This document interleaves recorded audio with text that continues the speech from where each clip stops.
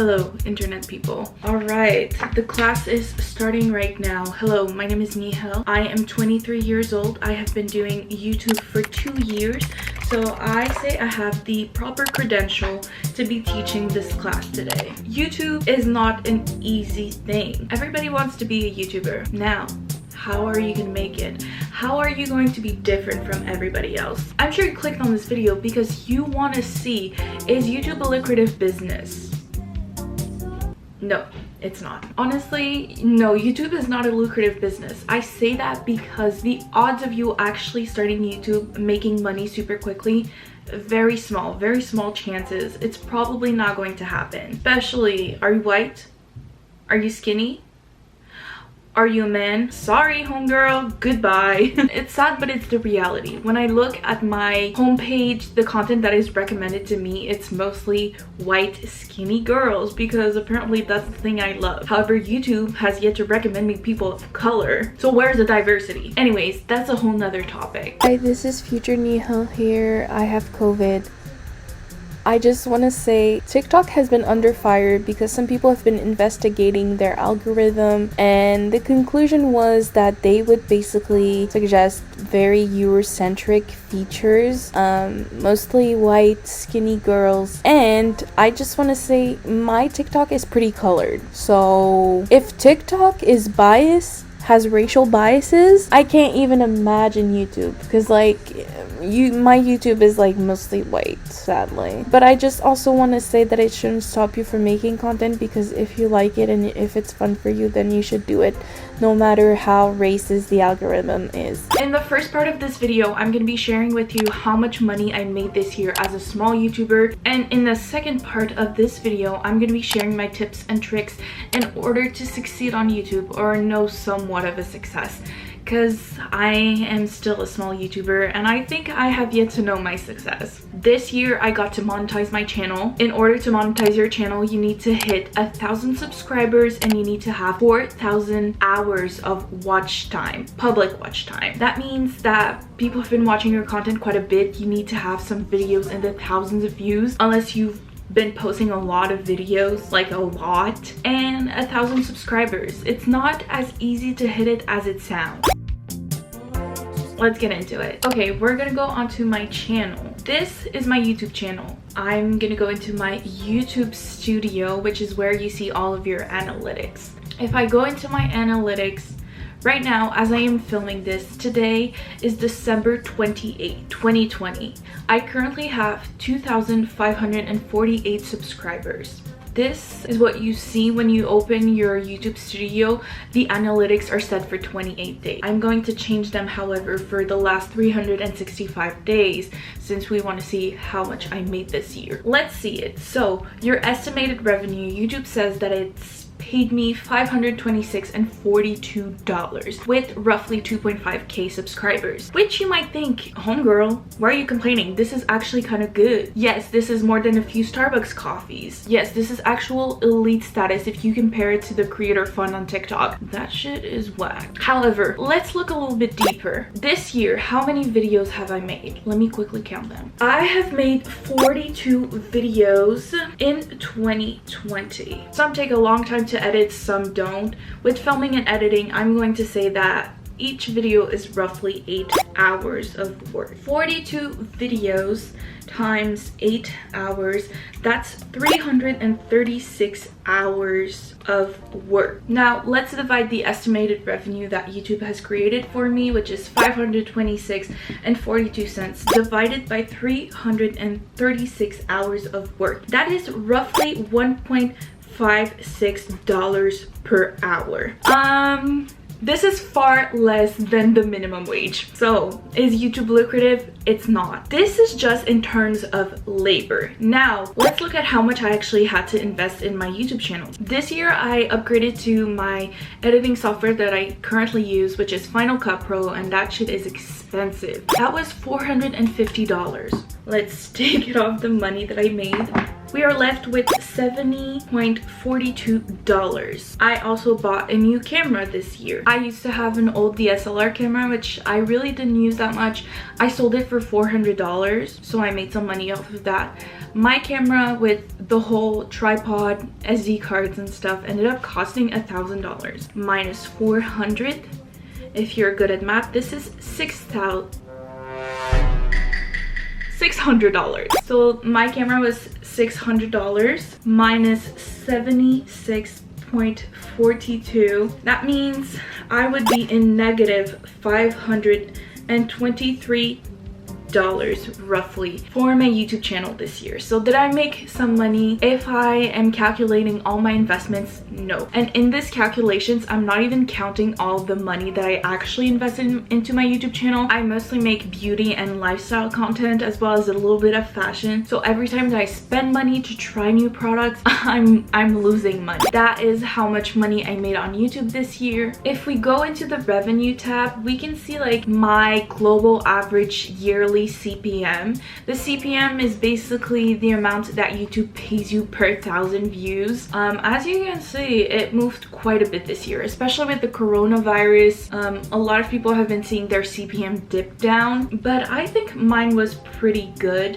Sometimes it's like terrible, like $2-3. That is really bad. But my average CPM this year was $10.34, which isn't so bad. If we go down here, we can also see how much money I made each month. So as you can see, November, October were two very big months for me, and my top earning video in 2020 was my every way to create faux freckles video. Let's quickly talk about this video because this video currently sits at 50,000.7 views. 700. Oh my god, I'm exposing myself. Okay, I'm not good at math. Okay, whatever. This video was a big traction for me this year. It made me $251. That is roughly half of the whole revenue I made this year off of my YouTube channel, which is crazy, and it brought me 542 subscribers. I want you to look at this blue line right over here, okay? Look at this. It's flat, flat, flat, flat, and then it starts dipping. If you see right under the date, it says first 84 days. So that's from the date of uploading. 84 days, that's roughly like 2.5 months. That means this video did not start taking off 2.5 months after I uploaded. And as you can see, it starts really growing. I'd say like where you can see the sort of the dip of the curve start taking off is roughly around here. The first 137 days in October 1st. I'd say this is when this video started really taking off. That's insane. Now, what is in here in the YouTube studio is very different from what you're actually being paid. If you hit the criteria to monetize your channel, you have to create yourself a Google AdSense account, which I did. Now let's go into that account. The way that Google AdSense works is they won't pay you if you don't make a minimum of $100. So as you can see, let's go back into how much money I made during the month. So my first month that I started being monetized is the month of July. After doing YouTube for like a year and a half, I made $44.49, which is under $100, which meant that I did not get paid for my first month.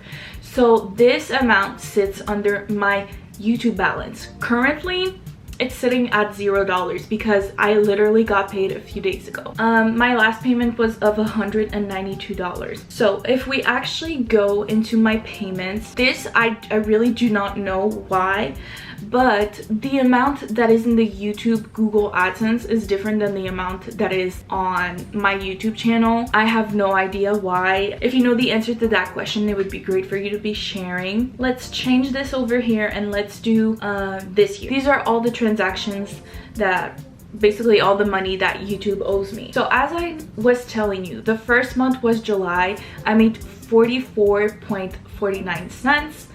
But the actual amount that was sitting in my balance is $31.96. I don't know if the other amount of money missing is the part that YouTube keeps. This is a question I can't answer.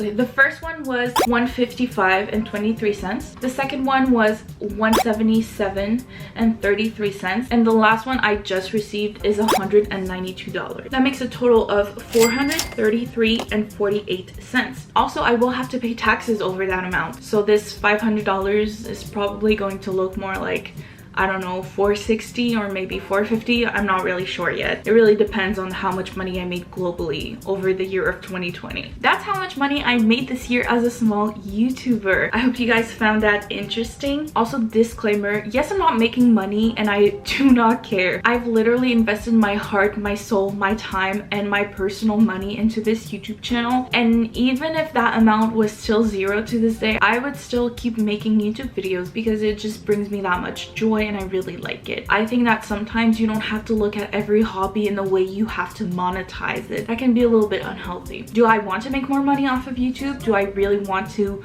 make back all the investments I've made? Of course I do. I would be lying if I said no. But YouTube is not about money. It's about something deeper than that. And I'm just saying, if you're in YouTube for making money, then it's really not the smartest choice, as you can see. Now let's get into the first tips and tricks. I'm going to be taking this off though. Okay, my camera died, so we're going to be switching over to my phone. What have I done? Girl, bye.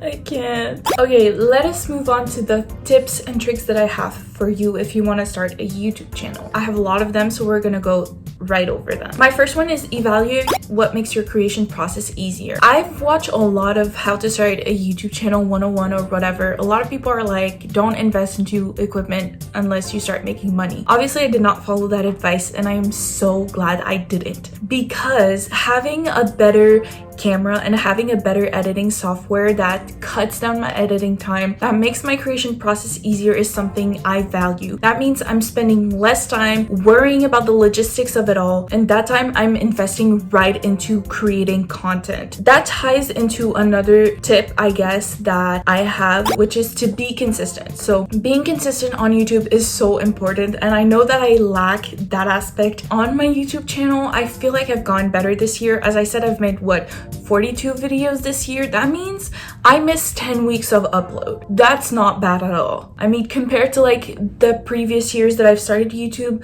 I think that is pretty good. Investing into an editing software and a good camera that makes my creation process easier is time that I'm saving. Another tip that I have is work smart, not hard. If you know that consistency is a big part of being a successful YouTuber, you need to work on improving your creation process. So whatever you think is going to make your creation process easier, more efficient, do it. And that for me meant investing into an editing software. Before switching over to Final Cut Pro, I was using iMovie, and oh my god, that shit took forever because I didn't like the basic titles, so I had to create my own PNGs every time that I wanted to make a title. That took forever. So I do not regret investing into my editing software, even though it was super expensive, and at that time I did not have money, but I made a choice and I'm really happy I did. Another thing is, what works for others doesn't mean it's gonna work for you,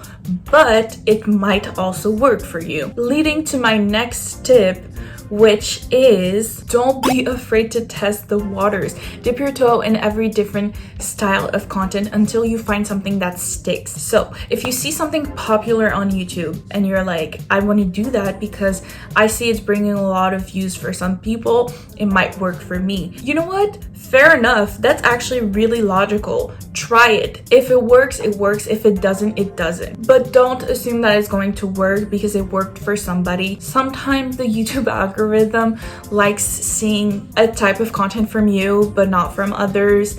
And the other way around. Like, it's really all about trial and error and figuring out what works for you. However, I want to talk about main builder content versus complementary content. Complementary content is so important. I'd say that my main builder content is, let's look at my YouTube channel. Let's see what is popular on my channel, right? What's popular on my YouTube channel? Every way to create faux freckles, how to natural faux freckles using instant coffee. So that's definitely a niche of mine. Faux freckle videos work really well on my channel. Also, the egg diet worked really well. That's something like really basic, I guess it's a basic concept, but people love to see it. Anything where I'm trying out things, comparing reviews, for me work really well. Doing my makeup like a TikTok star, these I'd say are main builders. These are the big videos that are going to bring in the majority of my subscribers, and the complimentary content to me are like something like vlogs, right? If you look at my vlogs, they do really badly. They do so bad on my channel. They do between like 200 and 300 views. So what is the goal of making vlogs if they're not even going to be doing well? Complimentary content is all about the bond you're building with your audience. People who are going to watch your complimentary content are the most loyal people, the most loyal subscribers. They're the people you're going to put out anything they're going to watch. It's so important to build a relationship with those people. So you want to find a good balance between your main builder content and your complimentary content. Okay, this is an easy one, but respond to every comment, DM, build engagement. Come on. I sometimes like go over like small channels, 500 subscribers. I go into the comment section, they don't respond to anybody. You're begging for more subscribers, but you're not even engaging with the ones you have. That is so rude. That is... No, come on, do better. Okay, not every video is going to be perfect. Perfectionism has to go out the window. YouTube is not a platform for perfectionists. I'm sorry. The YouTube algorithm prefers quantity over quality. It's so sad, but the algorithm really doesn't know when you've put that extra hours working on small details and stuff. If you prefer making fewer videos that are more like quality based, that's okay. Like, I'm not trashing people who do that because that also works. I'm just saying YouTube prefers people who upload more often, more frequently, who post more videos, because when you think about it, that's a way for them to make more money. The more videos you upload, the more ads they can play on them, and then the more money they're making. So obviously they're going to be recommending these types of channels, people who upload more frequently. I'm not saying that means your content can be trash, but I am saying I've seen big YouTubers still to this day, like million of subscribers, still editing on iMovie, still making not so good videos, but their channel are popping off, and it works because people don't like professionalism on YouTube. People like homemade stuff. Be ahead of the trends, but put your own twist on it. If you are doing a trend, you don't want it to be like everybody else. You want people to remember you for who you are. Personality is everything. I'd say the only reason why somebody makes it and another person doesn't make it is because of personality. However, I want to say personality doesn't mean you have to be loud. I don't know in what time period people associated personality with being loud. I've seen some YouTubers pop off that are the most relaxed, the more calm people ever, but their personality is just so attractive, and there's something about them that you just want to keep watching from them. Find a way to show your personality on camera. That's gonna take time, but that's okay. Just make it a priority to get there. Obviously, don't set any expectations. Don't compare yourself. If you start doing that, you're just shooting yourself in the foot. You're gonna be discouraged. You're gonna stop uploading regularly. You can't be an overthinker on YouTube. I'm sorry. Be different, okay? Different editing style, different thumbnail style, different intros, whatever it may be, just be different. Because if you sort of copy the general aesthetic that everybody is using, I'm not saying that's not gonna work. It's probably gonna work. I think it can lead to success quickly, but people can forget you just as quickly because there's nothing that makes you different, you know? Learn to be patient. YouTube is a game to me. You can win, you can lose. Some people win super fast, some people win super slow. Some people know like a really big growth within a few months of creating their channels, and some people don't. But that's okay. You need to understand the concept of YouTube before subscribing to it, or else you're just always going to be disappointed and always sad, and that's not healthy. When I say be patient, I really mean it. Like I showed you the faux freckles video, that is not the only video I posted and only started taking off months after uploading it. Most of my most popular videos are like that. You have to be patient. If I stopped uploading after being disappointed of not getting views, I don't think any of my videos would have popped off, because it's really important for you to keep building your channel and keep creating content even if your videos are not really popping off. You never know what could happen. It's not because you post something right now that it's not getting any views that it won't get them later on. And lastly, but most importantly, prioritize your mental health. Like I said, if you feel like you're getting caught up in the comparison game, then take some time off. It's okay. But I would say voice your situation to your subscribers. You'd be surprised how many people care. I think this year people have shown me so much love and support that I never thought I'd be getting ever. I started this year with 300 subscribers. Now I'm at 2.5k. I never knew that so many people would care, and they do, and you have to just talk to them. You have to trust them, because they're very kind. This is everything that I have to say. If you want me to make a part 2 of this style of video, let me know anything about like video editing to finding music, finding your vibe, your aesthetic and stuff. I can totally do that. I love YouTube with my whole heart. I've grown up on YouTube. I've been watching it for 10 years now. I love it so much, and there's truly nothing more exciting to me when somebody shares that YouTube love and they want to start doing it. I'm gonna help you. Like, that's all I want. I just want everybody to do it who genuinely loves it and to thrive and find success and make a little bit of money on the side, you know? Thank you guys so much for watching. Happy 2021. If you are starting a YouTube channel this year, please leave it in the comments below. I will come and say hi, and I truly wish you all like so much success in that YouTube journey. As I said, be patient, be yourself, be consistent, and have fun. Have so much fun. When people have fun, you can see it on camera, and that is what is gonna make people subscribe. Peace out. I will see you in the next one. I love you all so much. Take care of yourselves, and goodbye.